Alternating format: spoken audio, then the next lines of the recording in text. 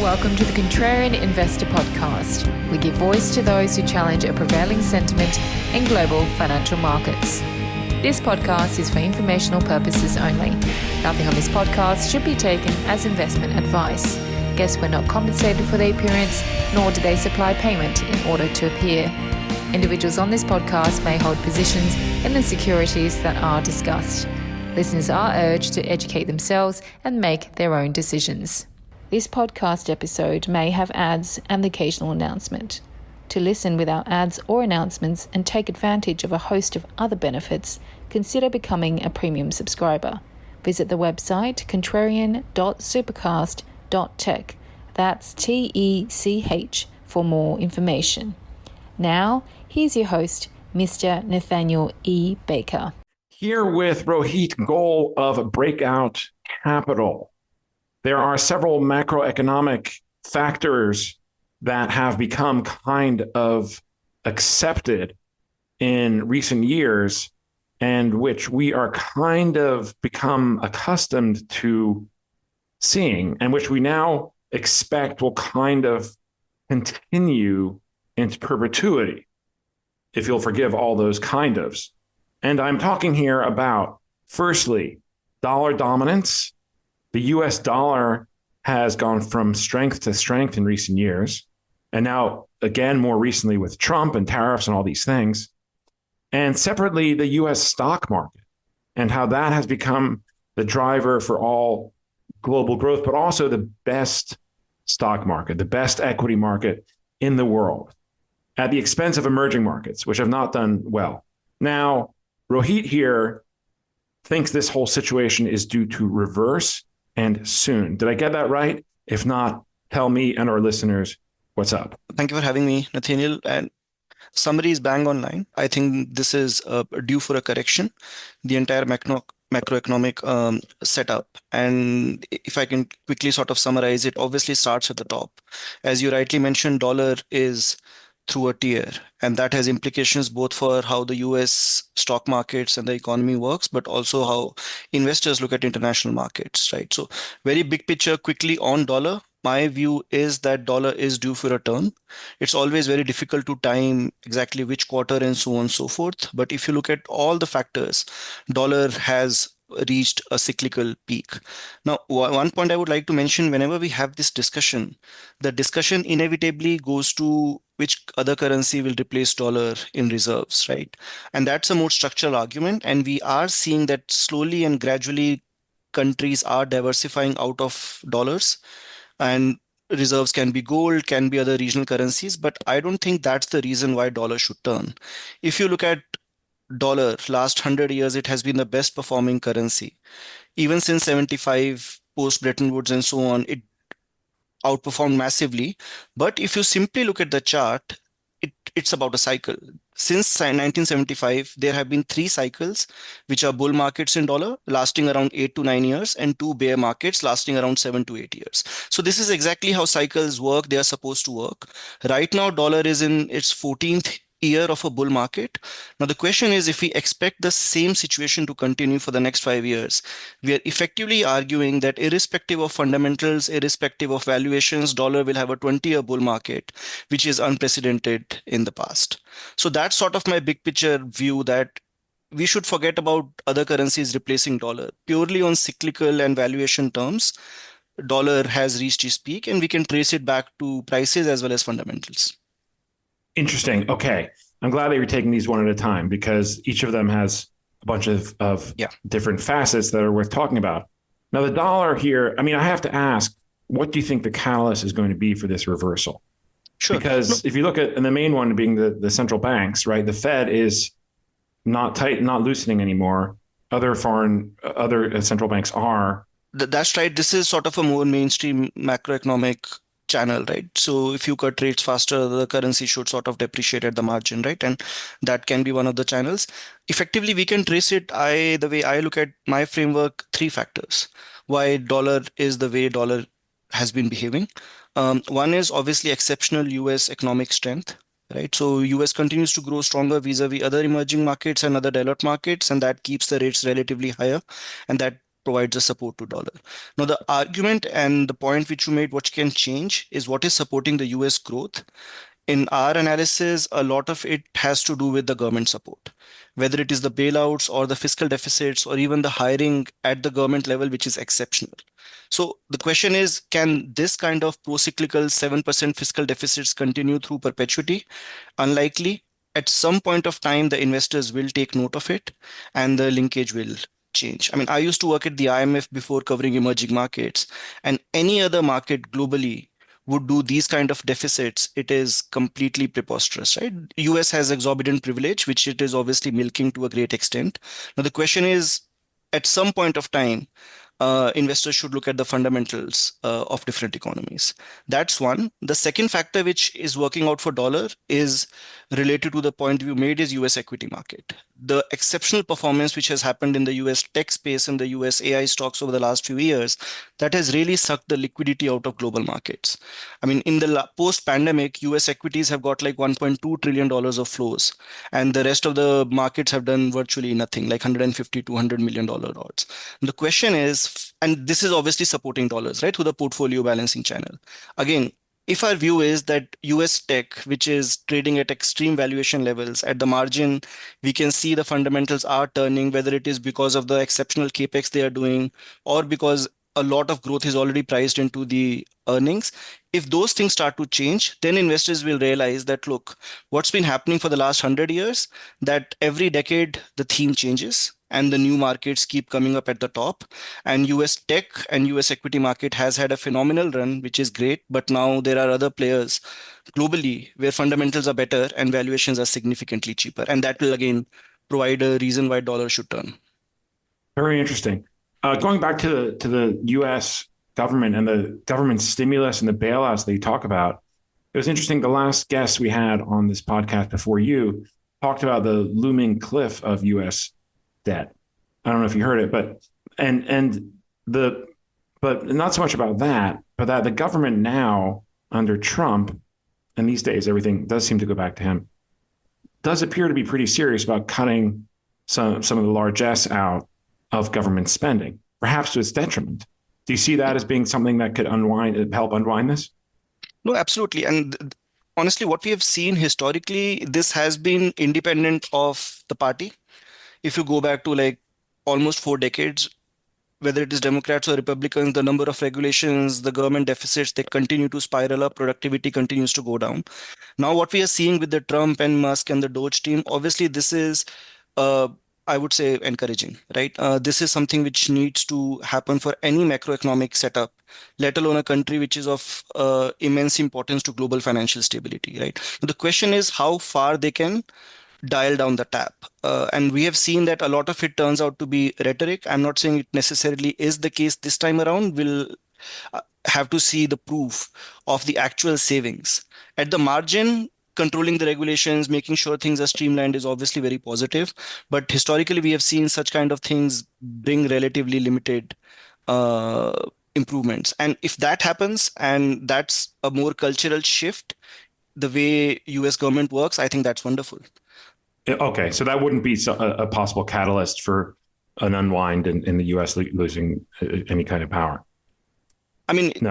At the margin, it can be because, look, some of these things can be growth negative in the near term, right? So question is, again, cyclical versus structural. So if that thing happens, that will highlight that, look, if you take away the government spending, right, or if you take away the government's support, then US growth needs to be lower than where it is right now, which goes back to fundamentals, which means that we don't need to price as much premium on dollar or US equity market. Mm-hmm. That's really interesting. Okay. The second question that kind of follows from this, well, the first one is that if the US is, people say if the US catches a cold, what is it? The US sneezes and the world catches a cold. The US consumer is still the main driver of global growth. And US consumers, the rest of the economy kind of ticks on whether US consumers expand or contract their activities. And so the whole thing is kind of set up that way. Is it really possible for a different part of the world in isolation to grow at the US's expense while the US is in decline? Sure. No, very good question and very good point. And my quick answer will be yes. It has happened many times in the past. It's always in cycles. In fact, both on economy and especially if you look at equity markets, right? You go to 1900s, which is like 11 decades now. There have been 6 to 7 decades where US market has underperformed and international Mhm. markets have done well. These are just cycles. Now the question is, okay, if the US growth slows down, can the other markets actually grow? And if you look at a lot of the bottom up work, which is single country analysis, and we do a lot of work on emerging markets, but also globally, that very much seems to be the case. What we have seen, and if I can double click on emerging markets specifically, because they are obviously most dependent on US consumer and US sort of linkages, right? A lot of them have fixed their balance sheets over the last decade. So India, Greece, a ton of these markets I can name, which had very stretched out domestic balance sheets, government balance sheets, they have fixed it. So now they are in a position that they can drive a credit cycle, which is more industry and infrastructure led, irrespective of what happens to US consumers, right? So that's sort of channel one, which is very evident and yeah, sort of not linked to US dollar. And second, they have the policy space to drive it. To actually drive the growth. So, and the third point is not just their absolute growth, but also the relative growth. So US has been growing at a 3% clip. Given where the potential growth is, this needs to narrow at some point of time, right? Otherwise, things become too overheated and then rates need to be higher for longer and so on. So the question is that emerging markets and many developed markets, they are doing reforms. They have fixed the balance sheet. So naturally, they are seeing a step up. And US growth, which has been exceptional, will normalize. So the premium will increase a lot. And if I can just plug in one stat, which I very follow very carefully, is number of, let's say, emerging markets or proportion of emerging markets which are growing faster than US. Because ultimately, if you have to summarize in one term, this is the thing which matters the most, right? Mhm. Last 5 years, less than half of emerging markets outperformed US on a per capita basis. Next 5 year, the number will be 85%. So Mhm. virtually all emerging markets will outperform US on a per capita basis. And the last time this thing happened was in the early 2000s, which was Mhm. almost like a Goldilocks period for emerging markets, and US was slowing at the margin. Well, that's really interesting. And you mentioned countries that are not driven by exports, that don't depend so much on the US consumer. And India and Greece are, you mentioned them as examples. Would those be two that where you're particularly bullish? Yeah, I mean, absolutely. I mean, not necessarily because they're not dependent on US consumer. Through some linkages, you can always find that, but Sure. more importantly because they have fixed the issues. Hmm. One key philosophy always remains that look, if the economy is doing well, the way US has been doing well, politicians become just too, complacent and policy measures become too unorthodox, which was the case with emerging markets going into GFC. Right. So what happened post crisis, then their balance sheets were really stretched. And, they were like, oh man, we are caught in a tough spot. So what we have seen for a lot of these large emerging markets, but also smaller ones like frontiers, Nigeria, Sri Lanka, obviously Argentina has sort of become the poster child of neoliberalism now, Hmm. that their backs were against the wall and they had to do the tough thing, which is to do reforms. And most of these markets did that. So that's sort of the main argument that uh, that has led them to a position where they can drive the growth. And obviously, the linkage with market gets amplified because foreign investor positioning is very low, valuations are very cheap, investors are not positioned accordingly. So that sort of provides a very nice flipping point. Hmm. Are there any other emerging markets that you like for this or other reasons? I mean, in general, even for instance, Poland, right? Mm. If I can name one more, that's sort of the argument that both from an economic standpoint, they have been doing the orthodox measures, and both from a market perspective, that Mm. because of the war, the sentiment becomes just so negative, right? And when we talk to a lot of our large allocators, it's not just Poland. Like when you look at the markets, people are anyways very underinvested on emerging markets because US has been doing exceptionally well and dollar has been very strong. So taking the contrarian call to invest in Hmm. EMs has not been a very popular trade.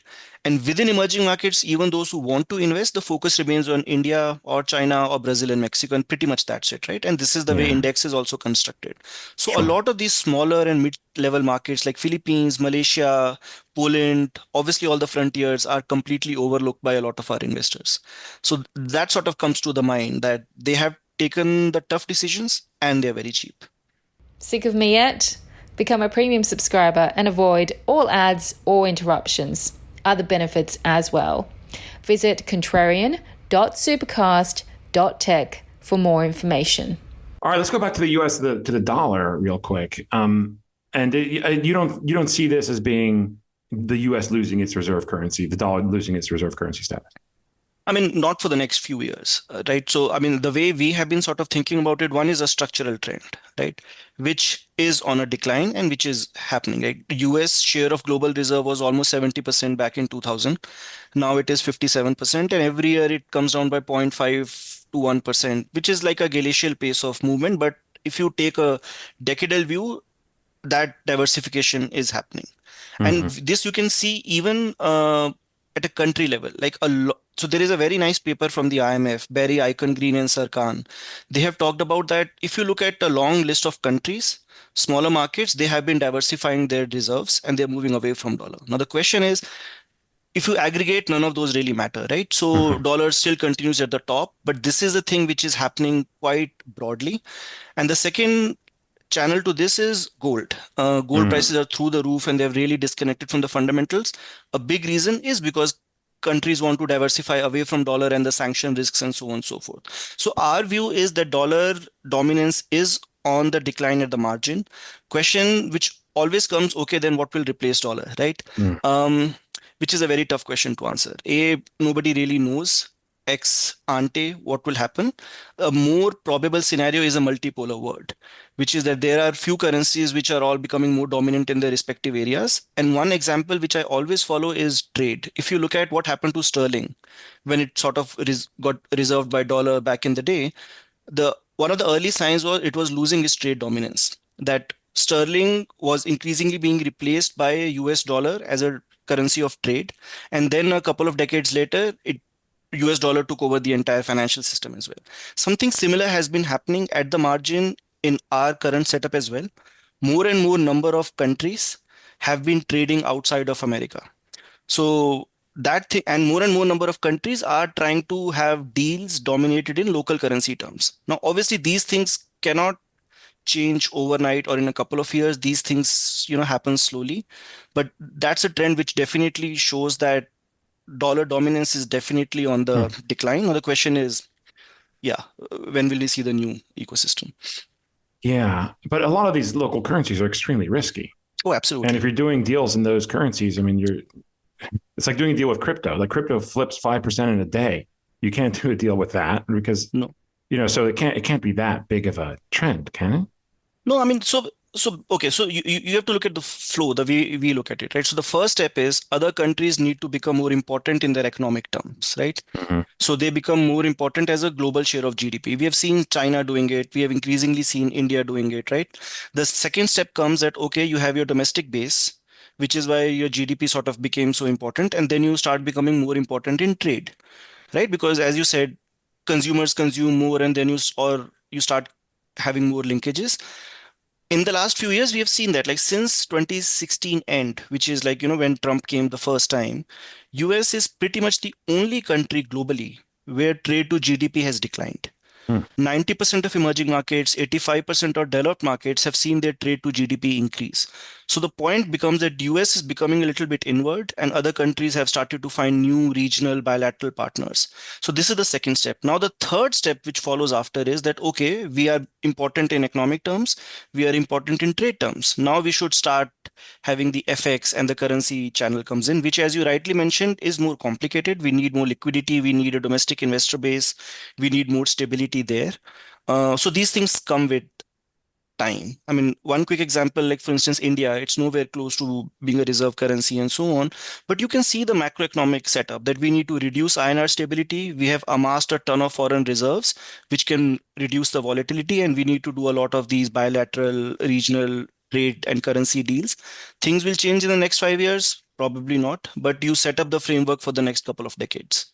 But you haven't seen any of the secondary currencies, like be it the pound or the euro or the Swiss franc or anything else like that, Swedish krona or any of these. I mean, a lot of those are kind of small. Take any kind of market share away from the dollar, have you? Not really. I mean, at the margin, like if you look at Share of Yen is reserve. another one, I guess. Yeah. Yeah, share of reserve, US is down to 57 now Mhm. from 70, right? So clearly some other currencies are Oh, picking yeah. up, right? So that's one. Second, even when you look at the regional trade, these things I have started to become a little bit more important. So again, chipping at the margin, the issue, not the issue, but the way our financial architecture is that US is important not just for trade, but also for all the global financial trading, right? Whether it is FX trading, whether it is bond trading, you want to issue your bonds, you want to issue in dollar, right? So that entire thing becomes like a vicious loop with each other. So these things keep reinforcing the US dollar dominance. At the margin, again, things will change, but slowly, which is why countries are trying to have their own, trying to issue a foreign currency bond, not in dollar, but in some other currencies, right? So again, those things are move glacially, but are there signs? Definitely, yes. Hmm. That's really interesting. Wow, Rohit Goel, you've given us a lot to think about here. Very contrarian call, but very compelling. And I want to take a quick break. Well, I'm going to come back and ask you some more questions about yourself, about the global setup, and see if we can drill down maybe a little more into some of these emerging markets. We'll be right back after the break. If you're a premium subscriber, you will not get the break. Do not touch the dial. We'll be right back. In fact, we already are. And everybody else, to become a premium subscriber, visit the website, contrarianpod.substack.com, and sign up. We hope you're enjoying this episode of the Contrarian Investor Podcast, where we give voice to those who challenge a prevailing narrative in global financial markets. Consider becoming a premium subscriber. For $9 a month or less, premium subscribers receive a number of benefits. Podcasts are posted immediately after they're recorded. Transcripts are made available within 24 hours. Premium subscribers get direct access to the host, and of course, there are no ads or interruptions. Visit contrarian.supercast.tech for more information. By the way, you don't need the .tech suffix to get to that website. .com will do the trick. And we also have a Substack that where you can sign up for the same prices, same benefits, same details. contrarianpod.substack.com. So if you already have a Substack account and use it, or have the app and use that, that's probably the best way to go. So contrarian.supercast.com or contrarianpod.substack.com. Whole bunch of benefits, including, of course, getting this episode up to a week early without ads or annoying announcements. And you also get the daily Contrarian briefing and podcast that is released every market day morning at 7 a.m. This is a contrarian take on the events of the day ahead and what is likely to move markets, such as economic data releases, earnings, and other things. It is really good, and that is completely unbiased, of course. So check that out, contrarianpod.substack.com or contrarian.supercast.tech.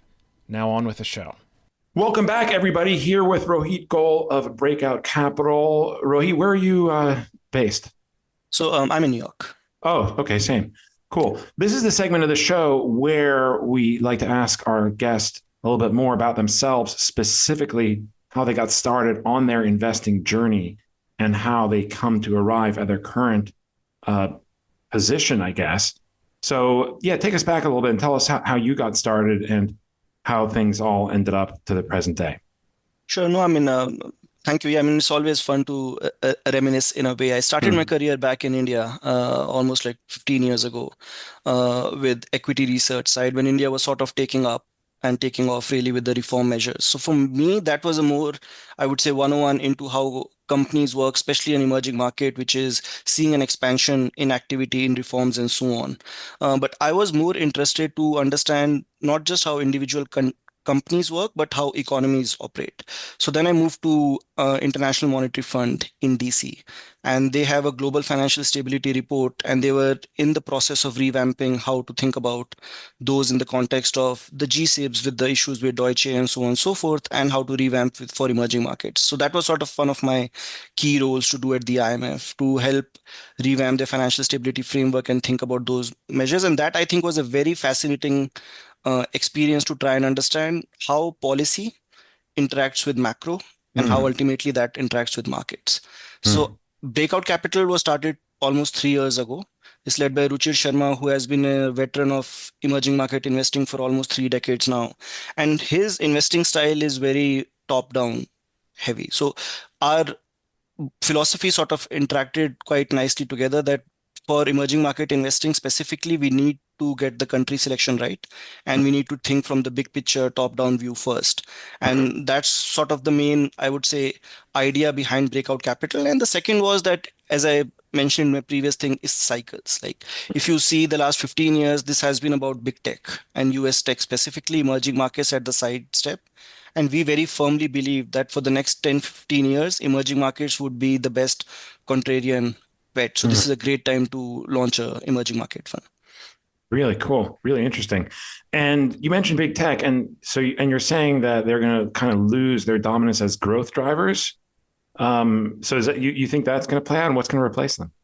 No, sure. So, I mean, my view on big tech is that, look, same is with any theme. If a theme has worked for 10, 15 years, things always overshoot in that direction, right? So we can see that in valuations, we can see that in the investor position, we can see that in all the surveys. You take a survey of institutional investors, all retail investors, everyone is as bulled up on US market as it can possibly be, despite the phenomenal run, right? So effectively, the contrarian investing has almost died at this stage. So what needs to happen when these things need to change at the margin. It's not as if US tech needs to completely die and we need to have a crash. What needs to happen is for investors to realize that there are other things offering decent fundamentals at a good value. Like for instance, just for big tech, the way we look at it is two things were happening in big tech, right? A, they were generating exceptional free cash, right, for the last few years. And that was the big argument that why they should continue to trade at a premium level. And we know now that that's chipping away at the margin, right? Because they are all in almost like a AI arms race, which is they need to invest significantly in all these capacities, DeepSeek notwithstanding, which means that the free cash will and is really declining quite sharply at the margin. If you see the last 4 years, earnings per share has grown phenomenally well for the big seven, but free cash has actually been declining. So that sort of points that A, that thing is chipping away at the margin, and B, even on earnings growth. And we can see that both from this quarter, Amazon has issued a downward guidance and many other companies as well. The idea being that so much optimism is priced into the prices, we can see that the 493 stocks in S&P, their earnings growth is now on an uptick, and that for the big seven is on a downtick and things are normalizing. And when the valuation gap is so extreme, then these kind of things should and do get investor attention.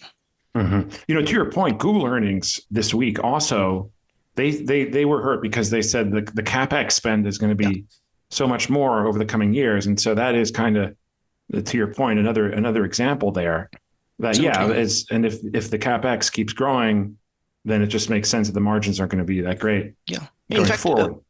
If I can plug in one thing, if you look at a lot of these earnings calls, many of the big guys from Pichai to Nadella, and these guys have been pretty clear that, look, we have no other option but to invest very aggressively. And even if it means that ROI and returns sort of reduce and margins reduce at the margin, that's a risk that we can take. But not investing in AI can actually prove existential risk for many of these companies for the next 2 decades, right? So the argument is that, look, it's like a space race. We want to be the first. We want to control all the data centers. We want to control all the chips. We want to control all the sort of supply chains. And not everything will be productive, but at least we will maintain our dominance. So the argument is that big seven will at some point turn into big two or big three. There will be a splintering amongst those. And that's when the impetus will come that, oh, it's not as risk-free or as rosy to just keep investing in the same set of names. Yeah. And another thing that comes to mind here is the early 2000s. And after the dot-com crash, tech was out of favor for a decade, right? More. Yeah. And what you had in its place was a very commodity-driven cycle, if you'll recall. Absolutely. Oil went on a big run there, granted helped by the Gulf War and other things. But do you see something like that? And this kind of brings us to commodities. And maybe if commodities, especially if these emerging markets ramp up, Sure. if that is an interesting angle. No, absolutely. The point is very valid, and 2000 is a perfect example. Is not to say that the tech companies right now in the same bubble or the same froth. Obviously, fundamentals are slightly different, and we can make sort of those arguments. But the point which is still relevant is that the entire market is dominated by one sector, and optimism is as extreme as it can possibly be on that one sector. So when that goes away, we see a bunch of the other sectors which can come into limelight. Obviously, in 2000, we saw commodities, and that had a link for emerging markets coming up. This time, the argument is still for emerging markets, but can be more broader, not just because there is a commodity cycle, but because there is a more fundamental growth story. And one example I want to also highlight is not just about emerging markets. Obviously, I mean, we do EM investing, but the trend is for broader overlooked markets. Like if you look at Europe, right? A few years ago, it was all about that the pigs nations are a doomed category and we should completely ignore them. If you look at the last few years, that has completely turned around because many of these countries, Portugal, Greece, Spain, they had no other option but to fix their balance sheets, right? So even within Europe, we can see that flip happening, that the darlings of the yesteryears, the big European Western economies, they have fallen out of favor. And the smaller ones, which understandably had a very rough checkered past, but they have fixed it to a great extent. Now they have become the darlings, both in economic terms and in the markets. So that's sort of the argument that what we have seen in the last 15 years, dollar has an exceptional run and big tech, and everything outside of US tech has underperformed. Japan, Europe, emerging markets, right? So question is that when that tide goes away, then investors can have a much bigger hunting ground to look at these overlooked markets. Mm-hmm. Where is China in all this? So China, I think, I mean, obviously we all know it has been going through a rough patch, right? The business model, economic model it had for the last decade or so is unsustainable, and now it's sort of trying to pivot it. Our argument has been that, look, for a market as large as China, it is impossible to change its business model in a couple of years, right? So these transformations, A, take some time. And B, the argument is China's potential GDP growth will continue to come down. Right now, it's trying to benchmark at 5% or so, its growth right now. Our estimates suggest if you go back in history, look at any country, developed or emerging, which crossed a 12,500 per capita level, no country has ever grown at a 5% growth pace. And China has a significantly higher debt level, significantly higher worsening demographics and productivity. So at the margin, the growth will continue to come down. At some point, it will settle to 2.5-3%, which is where it should be. Now, the thing where we have started to turn around a little bit is if you look at the last 3 decades from 1990, China was a phenomenal economic force, but its markets did not do anything.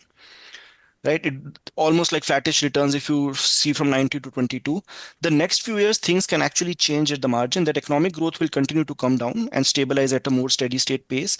But the sentiment is so extreme and so weak. Like when we talk to a lot of the allocators and investors, the argument is China is completely uninvestable, which I don't think is the case. It's such a large market. Companies are generating a ton of free cash. Yes, there are pockets of issues, but there's still pockets of growth. So that's sort of the big argument that growth will continue to slow down, but valuations and sentiments are so one-sided that there are pockets of low volatility, reasonable growth areas that you can invest in. Okay, interesting. Because China is, and you talk about Europe, and one country interestingly you didn't mention is Germany, which has kind of gone on a different path a little bit. Who would have expected that? Talk about a contrarian move. But a lot of the leading European companies are export to China.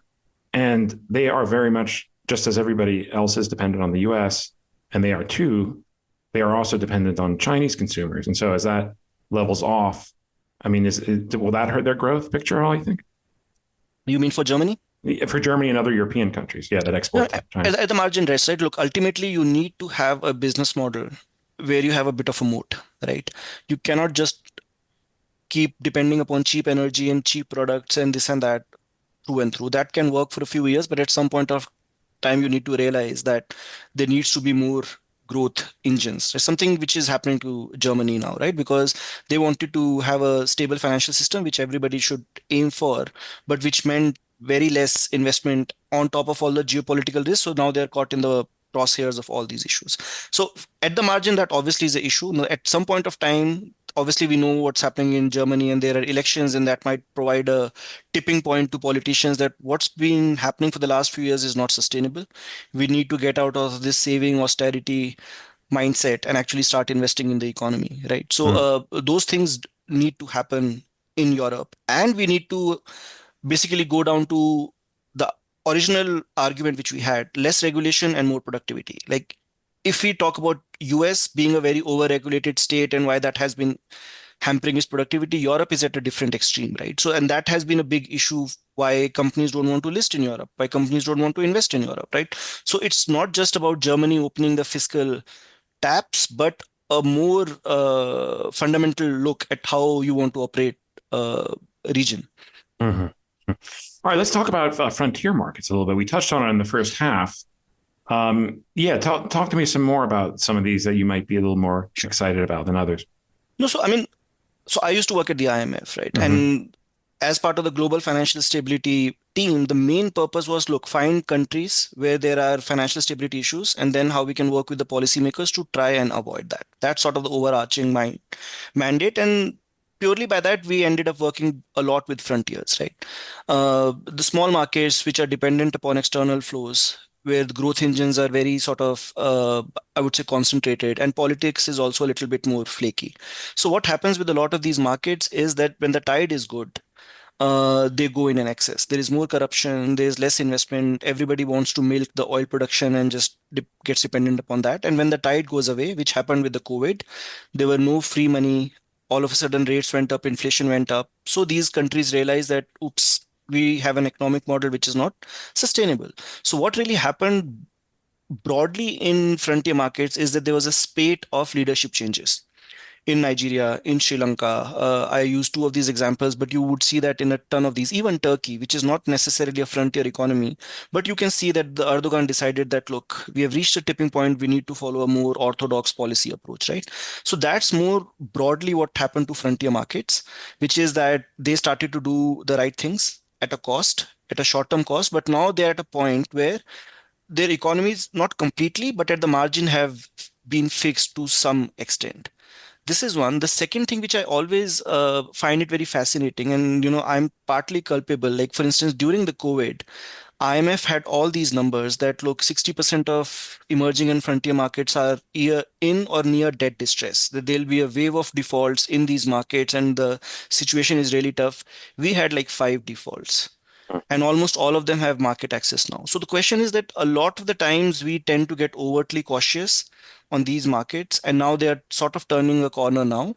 The issue still remains is, as I mentioned, that the global allocator investor pool is not even comfortable in emerging markets, let alone going all the way to the tail risk, which is frontiers, right? So to see a broad-based improvement will take some time.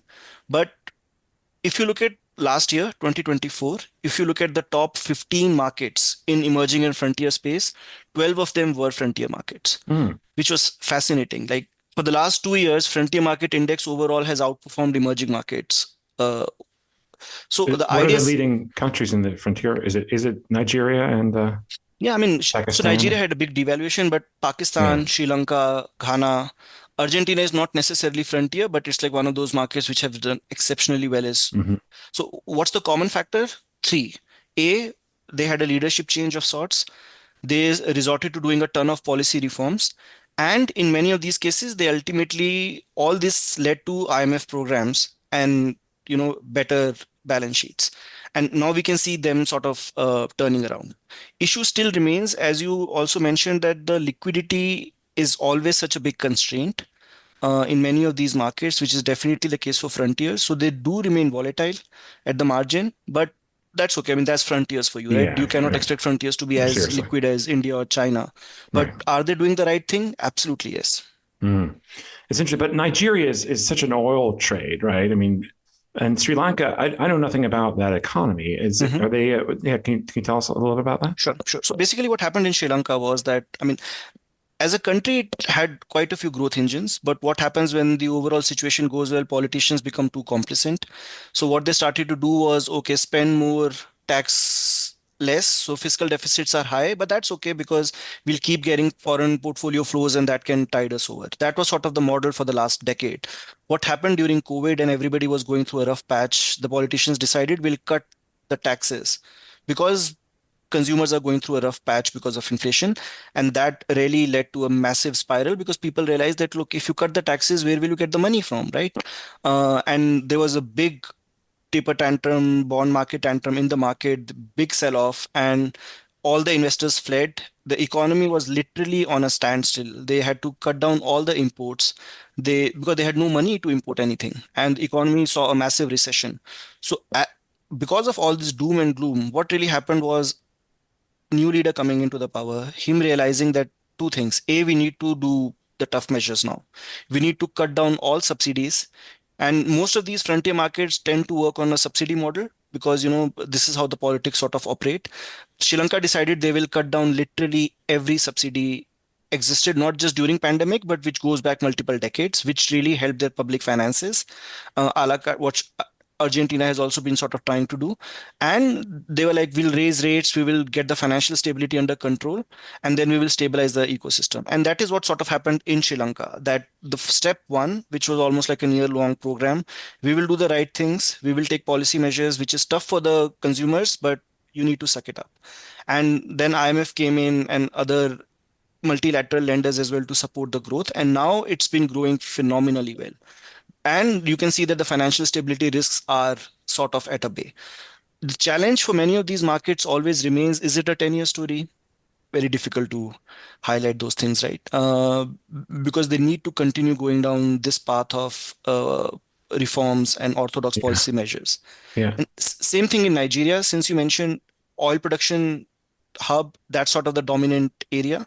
The big issue in Nigeria, in a way, was corruption. That they were doing a ton of subsidies, a ton of oil was getting lost on the transmission, and there were so many subsidies that it sort of made the fiscal deficits too unsustainable.